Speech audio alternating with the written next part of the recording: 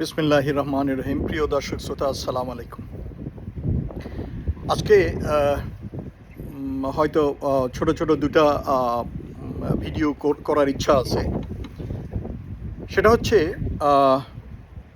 দুইটা বিষয় মনের মাঝে খুব ঘুরপাক খাচ্ছে, তো লিখতে গেলে অনেক সময় লাগবে। ভাবলাম জাস্ট এমনি ভিডিওর মাধ্যমে আপনাদের সাথে বিষয়টি শেয়ার করি এবং ছড়িয়ে দেওয়ার চেষ্টা করি।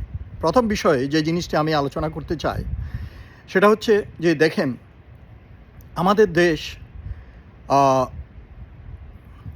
সেই প্রাগৈতিহাসিক সময়কাল থেকে, স্বাধীনতার পূর্ব থেকে যুগ যুগ ধরে আমাদের দেশ একটি সাম্প্রদায়িক সম্প্রীতির দেশ। এবং আমাদের দেশে মুসলিম সংখ্যাগরিষ্ঠতা থাকলেও আমরা সব সময় এখানকার যে সংখ্যা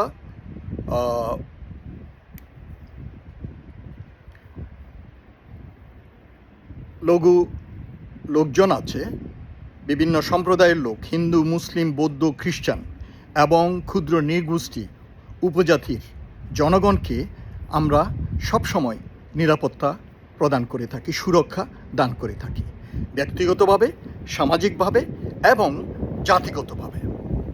যদিও আমাদের পার্শ্ববর্তী একটি দেশ সবসময় এটা নিয়ে মিথ্যা প্রপাগান্ডা করে একটা বিভেদ, অশান্তি পরিস্থিতি সৃষ্টি করার চেষ্টা করে আসছে সব সময়। এবং এই জিনিসটা আমরা কিছুদিন আগেও দেখেছি, বিগত 1 বছর আগে অন্তর্বর্তীকালীন সরকারের সময়। সো ঠিক আছে, আমরা জানি, আমাদের দেশের জনগণ আমরা জানি যে আমাদের দেশ সাম্প্রদায়িক সম্প্রীতির দেশ। আমাদের পার্শ্ববর্তী যেই দেশ আছে ভারত, তাদের মতো নয়, যেখানে সংখ্যালঘু মুসলমানরা বিভিন্ন নির্যাতনের, অত্যাচারের শিকার হচ্ছে। ঠিকমতো তাদের রোজা নামাজগুলো করতে পারে না, ধর্মীয় অনুষ্ঠানগুলো পালন করতে পারে না, এটা আমরা প্রায় দেখছি। তার উপর আমাদের মুসলমান সম্প্রদায়ের ভারতে আরও একটা যে জিনিসটি তারা ফেস করছে, ওটা হচ্ছে যে যেমন গত কোরবানির সময় আমরা দেখেছি তাদের সেই অনুষ্ঠান পালনে বিভিন্ন বাধ্যবাধকতা জারি করা হয়েছে। তারপর বিভিন্ন জায়গায় তারা মন্দিরের নিচে মসজিদ খুঁজে পাচ্ছে, মসজিদের নিচে মন্দির খুঁজে পাচ্ছে এবং মসজিদগুলোকে ভেঙে দিচ্ছে। তো এগুলো নিয়ে আমাদের দেশে এক ধরনের লোক আছে, তারা নিশ্চুপ, যারা এখন সরব কিছু বিষয় নিয়ে, যেই জিনিসগুলো আমাদের দেশে সাম্প্রদায়িক সম্প্রীতিকে নাড়াচাড়া দেবে এবং অশান্ত করবে, সেই বিষয়গুলো নিয়ে। তারপর মেজরিটি সংখ্যাগরিষ্ঠ লোকজন, প্রায় 95% বেশি জনগণ হচ্ছে মুসলমান, বাংলাদেশের অধিবাসী। সেই সংখ্যাগরিষ্ঠ জনগণের ধর্মীয় অনুভূতিতে আঘাত করে কিছু কর্মকাণ্ড হচ্ছে। এগুলো নিয়ে অনেকেই এত উদার, ওনারা বলছেন হ্যাঁ, মসজিদ বানাতে পারলে মন্দির বানাতে পারবে না কেন? মন্দির তো বাংলাদেশে কখনো বানাতে মানা করা হয় নাই। কিন্তু যেসব অর্বাচীন, যেসব উজবুক, যেসব ইন্ডিয়ার দালাল এবং যারা বিক্রি হয়ে গেছে, তারা ওই সুরে কথা বলছে। এবং কিছু এখানে মিডিয়ার লোকজনও আছে, রাজনৈতিক লোকজনও আছে, সমাজের কিছু বিভিন্ন স্তরের লোকজন আছে, তারা এই পক্ষে সাফাই গিয়ে যাচ্ছে।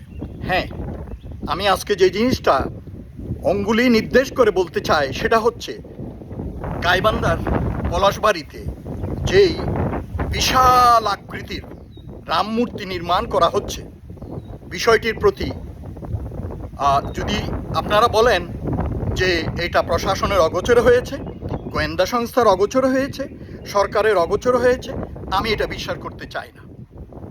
কিন্তু আপনাদের বুঝতে হবে যে আমাদের প্রশাসন বলেন এবং সরকার বলেন, মিডিয়া বলেন, সব জায়গায় কিন্তু আমাদের পার্শ্ববর্তী দেশের দালাল এজেন্টরা কাজ করে যাচ্ছে এবং আওয়ামী লীগের দোসররাও কিন্তু কাজ করে যাচ্ছে। তারা চায় আমাদের দেশে সাম্প্রদায়িক সম্প্রীতি নষ্ট হোক এবং ভারতের প্রেসক্রিপশানে যেন কাজগুলো হয়।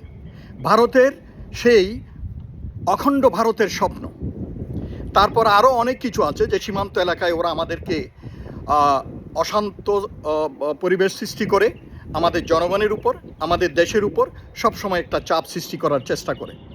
যখন আপনারা এখন দেখতে পাচ্ছেন সীমান্তে অনেক জিনিস হচ্ছে, সেটা আমি পরে আলাপ করছি। যে জিনিসটা বলছিলাম রংপুরের সেই রাম মূর্তি নির্মাণের ব্যাপারে, বিষয়টার সাথে কিন্তু ভূ রাজনৈতিক বিষয় জড়িত রয়েছে। এই জিনিসটা সেই উজবুক অর্বাচীন যারা উল্টাপাল্টা ফেসবুকে এবং বিভিন্ন জায়গায় বলে বেড়াচ্ছেন, তাদেরকে বলতে চাই, বাংলাদেশের লোক হয়ে বাংলাদেশে জন্মগ্রহণ করে বাংলাদেশের অক্সিজেন গ্রহণ করে এখানে বাংলাদেশের বিরুদ্ধে, বাংলাদেশের সংখ্যাগরিষ্ঠ জনগণের স্বার্থের বিরুদ্ধে, বাংলাদেশের জনগণের ধর্মীয় অনুভূতির বিরুদ্ধে যদি আপনারা কথা বলেন, আপনারা তাহলে নিশ্চিহ্ন হয়ে যাবেন এবং আপনারা দেশের শত্রু বলে আপনারা চিহ্নিত হবেন। সেই জন্য অনুরোধ থাকবে যে এটা এখনই ইনভেস্টিগেট করা উচিত। আমি জানি ইনভেস্টিগেট করা কিছু নাই, ইনভেস্টিগেট করলে কারা ধরা পড়বে?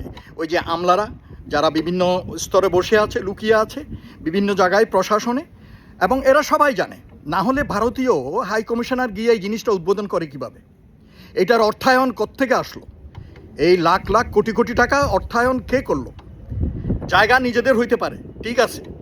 এখন কেউ কেউ বলতেছে নিজেদের জায়গায় নিজেরা মন্দির বানানো। যে জিনিসটার সাথে ধর্মীয় অনুভূতির এবং এত বড় মন্দির তো একটা সংখ্যালঘু গোষ্ঠী, তারা তো আমাদের দেশে বিভিন্ন অঞ্চলে আনাচে কানাচে গ্রামান্তরে বিভিন্ন জায়গায় ছোট বড় মূর্তি রয়েছে, মন্দির রয়েছে, কিন্তু এভাবে খোলা আকাশের নিচে প্রদর্শনী সাজিয়ে বিশাল করে এটার একটা প্রচ্ছন্ন উদ্দেশ্য কি আছে জিনিসটার প্রতি নজর দিতে হবে। তো সেই জন্য এটা বিস্তারিত এখানে আলোচনা করতে চাই না, করা যাবে না। পরবর্তীতে হয়তো আমি আমার লেখার মাধ্যমে প্রকাশ করার চেষ্টা করব আমার মতামত। কিন্তু যে জিনিসটা আমি বলতেছি, যারা এই জিনিসটার পক্ষে সাফাই গাচ্ছেন তারা সাবধান হয়ে যান এবং বোঝার চেষ্টা করুন যে এইটার পিছনে একটা ভূ রাজনৈতিক উদ্দেশ্য রয়েছে একটি শক্তির। তো কাজেই এই জায়গায় এইভাবে খোলাও করে এখানে একটা ঘাঁটি বানায় এই সংখ্যালঘু সম্প্রদায়ের এই মূর্তির নাম করে এখানে সবাইকে অ্যাট্রাক্ট করে, আকর্ষণ করে, এর পিছনে বিভিন্ন, আমরা এর পূর্বে দেখেছি ইস্কনের মাধ্যমে আমাদের দেশে যেভাবে একটা উগ্র হিন্দুত্ববাদীর যে আদর্শ ছড়ানোর চেষ্টা করা হচ্ছিল বা হচ্ছে, এইটারই একটা সিলসিলা, একটা লিগেসি আমরা দেখতে পাচ্ছি এই রাম মূর্তি নিয়ে। তো কাজেই এই জিনিসটার দিকে খেয়াল রাখতে হবে। এটা এইভাবে হতে দেওয়া যায় না, সোজা কথা। সরকারের উচিত এটাকে গুরুত্বের সাথে বিবেচনা করা, গোয়েন্দা সংস্থা এটার দিকে নজর রাখা উচিত, প্রশাসনে যারা জড়িত ছিল যে এইটা টাকা কোত্থেকে আসলো এবং এইটা ওখানে ভারতীয় অল দ্য ওয়ে কেন ভারতীয় যাবে? হ্যাঁ, আমাদের ওখানে ডিসি সাহেব আছে না, উপজেলা অফিসার আছে না, তাইলে এরা না গিয়ে ভারতীয় হাই কমিশনার গিয়ে কেন এটা উদ্বোধন করতে হবে? সো কাজে আপনারা বুঝতে পারেন না গন্ধটা কোথায়, কোথায় কানেকশনটা কোথায়, আপনারা বুঝতে পারেন না। তো সেই জন্য এটার দিকে খেয়াল দিতে হবে এবং এটা করতে দেয়া যাবে না। এই অবস্থাতে এটা থামানো উচিত এবং এটা ডিসম্যান্ডেল করা উচিত। তারা মূর্তি করতে চায় কোনো ঘরের ভিতরে ছোটোখাটো মূর্তি বানাক, পূজা করুক, কোনো অসুবিধা নেই। এবং আমাদের দেশে যার যার ধর্ম চর্চার স্বাধীনতা আছে, এটা করতেছে, করতে দেয়া হচ্ছে।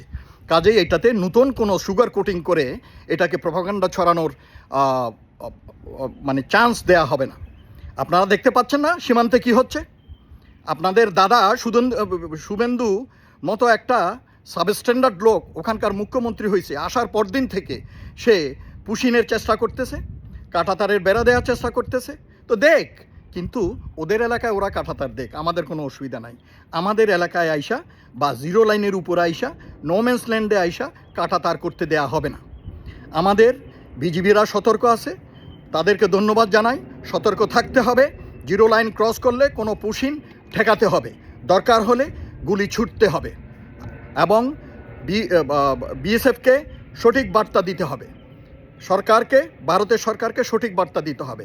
কূটনীতিকভাবে এটাকে শক্তিশালীভাবে মোকাবেলা করার জন্য চেষ্টা করতে হবে। এটা নতজানু নীতি আগে যেভাবে হয়েছে এইভাবে চলতে দেয়া যাবে না।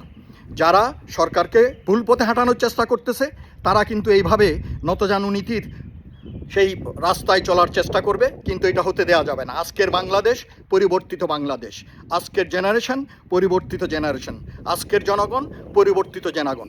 আমরা এই নূতন বাংলাদেশে স্বাধীন সার্বভৌমভাবে মাথা উঁচু করে দাঁড়াতে চাই, আমাদের সীমান্ত রক্ষা করতে চাই, আমাদের সার্বভৌমত্বকে আমরা সুরক্ষা করতে চাই। সকলে ঐক্যবদ্ধ থাকুন। আসসালামু আলাইকুম।